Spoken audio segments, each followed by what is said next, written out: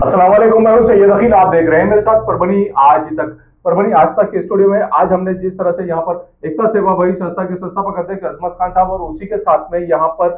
राष्ट्रवादी कांग्रेस अजीत दादा पवार गढ़ के अल्पसंख्यक विभाग के महाराष्ट्र प्रदेश उपाध्यक्ष जो अजमत खान साहब है और दिल से काम कर रहे हैं, परभनी वासी बोलकर, परभनी कर बोलकर जिस तरह से ये काम कर रहे हैं, परभनी शहर वासियों के सेहत के लिए खास तौर से काम करते हुए नजर आ रहे हैं। पिछले कई वर्षों से लगातार इसी तरह का ये काम कर रहे हैं। परभनी वासी जिस तरह से धूल से परेशान है, परभनी वासी जिस तरह से रास्ते में जो गड्ढे हैं, इस गड्ढे भरे रास्तों से लोग परेशान हैं। इसी बात को लेकर यहाँ पर आज हमारे साथ में हमारे स्टूडियो में आए हुए अजमत खान साहब हैं। इनसे खास तौर से मुलाकात करेंगे और आज 24 फरवरी 2025 को परभनी के पालक मंत्री मेघनाथ ठाकुर बोर्डीकर इन्होंने जिस तरह से जनता दरबार का आह्वान किया था, इस जनता दरबार को पूरी तरह से यशस्वी करवाने में खास तौर से अजमत खान साहब इनका बहुत बड़ा हाथ है, ये माना जाएगा। क्यों तो इन्होंने जिस तरह से परभनी के आवाम से आह्वान किया था, रिक्वेस्ट किया था और परभनी में जन जागृति करने का काम जिस तरह से करते हैं और हर एरिया के लोगों को यहाँ पर बुलाया था और विशेष तौर से इन्होंने परभनी के यहाँ पर नीरज होटल में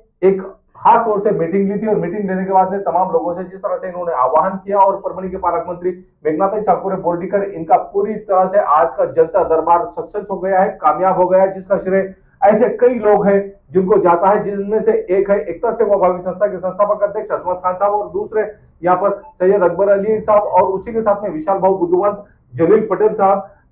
जैसी मान्यवर शख्सियत और लियाकत अंसारी साहब जैसी मान्यवर शख्सियतें यहाँ पर मौजूद है। कोशिश की और इनके कोशिश को जिस तरह से कामयाबी मिली है और आज 24 फरवरी 2025 को जिस तरह से जनता दरबार पूरी तरह से कामयाब हो गया है और यहाँ पर हर आला अधिकारी परभनी के जिला अधिकारी कार्यालय के नियोजन समिति बैठक विभाग में यहाँ पर हॉल में पूरी तरह से नजर आए और हर डिपार्टमेंट का हर अधिकारी यहाँ पर मौजूद था और इन तमाम अधिकारियों ने जिस तरह से यहाँ पर जनता दरबार को संबोधित करते हुए जनता दरबार के लिए जिस तरह से अपनी हाजिरी लगाई, उसी के चलते आज हमारे साथ में एकता सेवा भावी संस्था के संस्थापक अध्यक्ष अजमत खान साहब भी हमारे स्टूडियो में जानते हैं किस तरह की प्रतिक्रिया अजमत खान साहब इनकी है। साथियों आदाब, आज बड़ी खुशी मेरे को हो रही है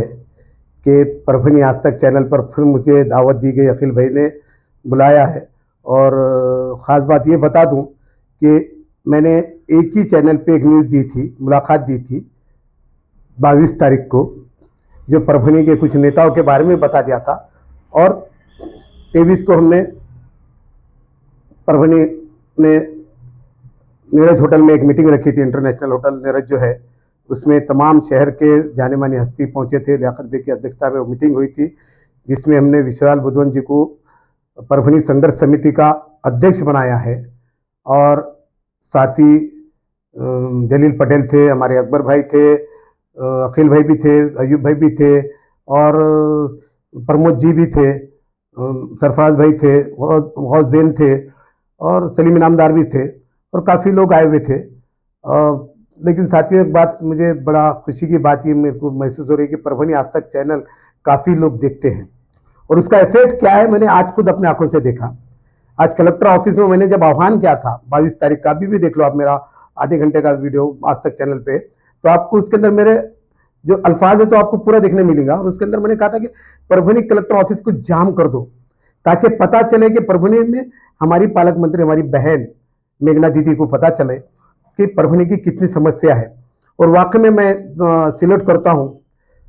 मेघना दीदी को भी और साथ में प्रताप भैया देशमुख को भी, क्योंकि प्रताप भैया का बहुत बड़ा योगदान हमारे शहर के अंदर विकास के लिए रहा हुआ है। उसी तरह से आज मेघना दीदी जो काम कर रहे हैं, ये वाकई में मेघना दीदी ने तुरंत आज जो मीटिंग हुई थी बैठने को जगह नहीं थी, बाहर मंडप लगाना पड़ा। ये पहली बार हुआ, जबकि इससे पहले भी परभनी के पालक मंत्री रह चुके, नहीं बल्कि नहीं सीनियर भी रहे हुए, कुछ अभी भी रहे हुए, जिन्होंने कुछ करा कुछ नहीं करा वो तो सबको मालूम है जनता को, कौन क्या किया नहीं किया। और एक लेडीज क्या कर सकती है, एक ने बोली थी मैं क्या कर सकती, बहुत पढ़ी लिखी हूँ मैं बहुत कुछ कर सकती, लेकिन दूसरी लेडीज पढ़ी लिखी आई हुई है, अब वो क्या कर सकती है तो वो बताने वाले हैं। जैसा मेघना दीदी है वो हमको बताएंगे कि हम क्या कर सकते हैं शहर के लिए। उन्होंने आज तुरंत बताया, कुछ घरकुल के मसले हमारे सामने आए थे तो उन्होंने तुरंत वो घरकुल के मसलों को बुला के अधिकारियों के सामने बोले अभी का अभी नाम डालो और उनको घरकुल मंजूर करके देना, 8 दिनों के अंदर में घरकुल मंजूर होना बोले। यानी इतना स्ट्रिक्ट काम करने वाली पालक मंत्री में पहली बार देख रहा हूँ। और दूसरी बात, हमने आज जो मसला हमारा था रोड का, आज मेरे को अभी भी बात करने नहीं आ रही, तबीयत खराब है, फिर भी मैं घर पे आंदोलन के बाद जाके आराम कर रहा था, तो हमारे अखिल भाई का फोन आया, अजमत भाई आना ही पड़ेगा आपको, कुछ भी करो। तो भी मैं वैसा आया, क्योंकि परभनी की धूल कम नहीं हो रही। लिहाजा आज हमने परभनी आयुक्त को मैडम के सामने नई वो बातें सुना दी हमारे विशाल बुद्धवंत साहब ने, अध्यक्ष साहब ने, हमारे संघर्ष समिति के। उन्होंने कहा कि भाई आप बाहर गाँव के, मगर आप ऐसा मत समझो कि मैं खुद आया, किसी ने भेजा, कैसा आए, क्या है, वो आपको सबके सामने उन्होंने क्लियर कर दिया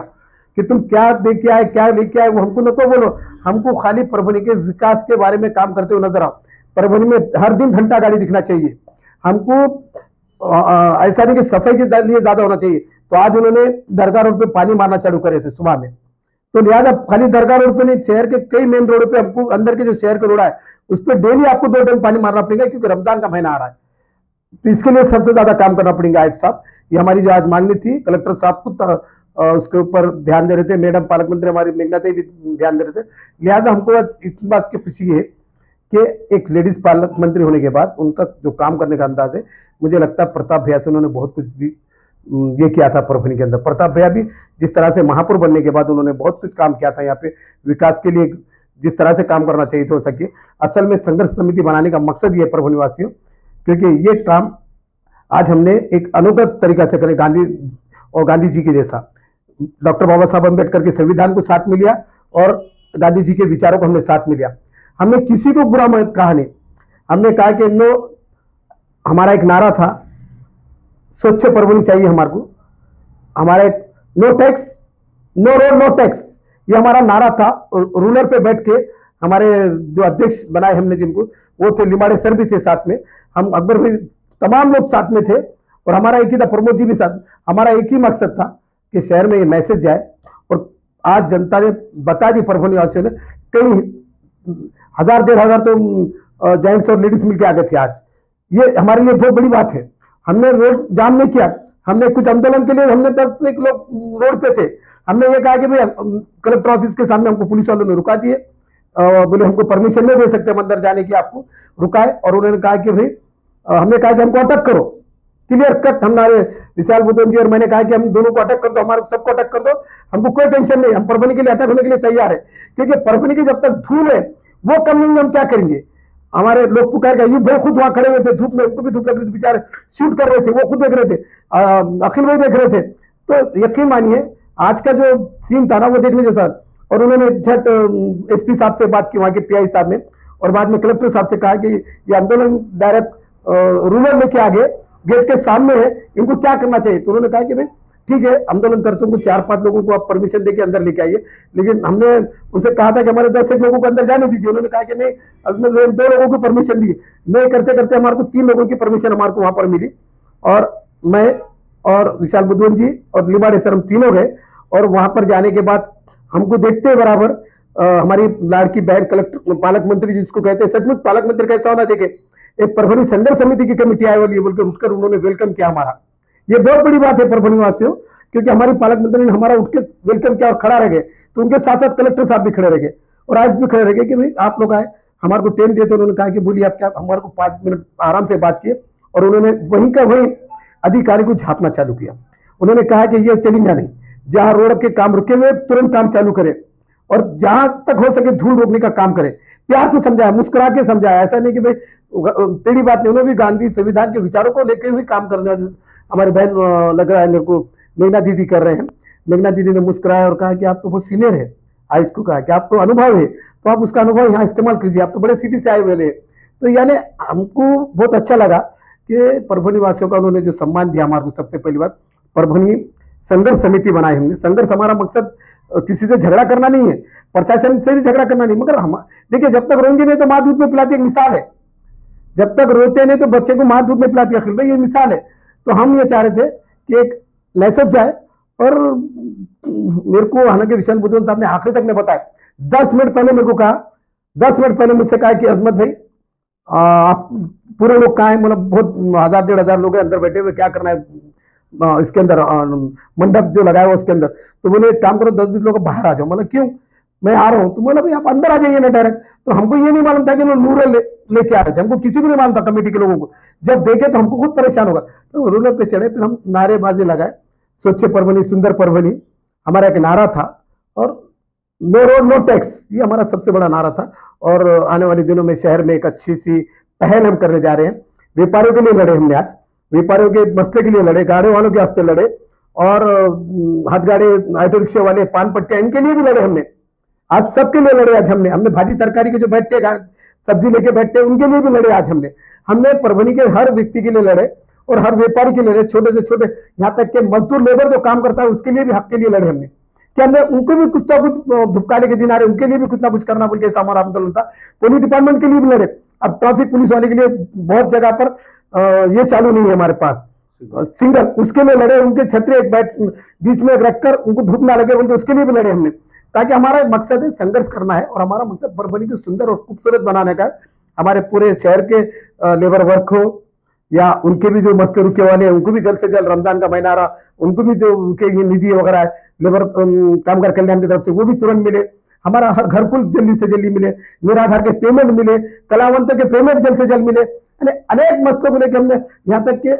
आरोग्य जो केंद्र की जो योजना है महात्मा फुले योजना, उसके अंदर भी ज्यादा से ज्यादा सहूलत मिले, ये भी हमने कोशिश करे। और मैं खास आज तक चैनल का शुक्रिया अदा करता हूँ जिन्होंने एक ऐलान के आपके न्यूज के चैनल के माध्यम से, अखिल भाई यकीन मानिए मैंने कोई चैनल पे मुलाकात नहीं दी थी और वो एक ही चैनल था और पेपर के माध्यम से हमने खाली न्यूज मीटिंग बुलाई थी, लेकिन ये जो ऐलान करे थे कि ज्यादा से ज्यादा पब्लिक आओ, क्योंकि वो कलेक्टर ने एक ऐलान करे थे, लेकिन हमने आह्वान किया था कि जाम कर दो, अपने मसले बताओ। रात के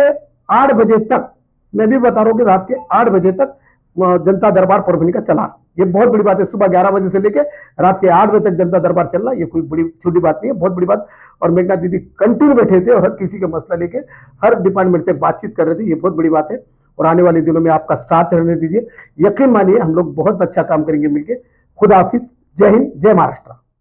ये न्यूज खबर के हमारे परभनी आज तक के कार्यकारी संपादक बाबुराव दीक्षित देखिए 24/7 माझा महाराष्ट्र न्यूज चैनल के कार्यकारी संपादक Sattar Khan Pathan, the fact today के कार्यकारी संपादक सैयद दयान, परभनी आज तक के कार्यकारी संपादक सलीम खान और जुल्फिकार, परभनी टुडे के कार्यकारी संपादक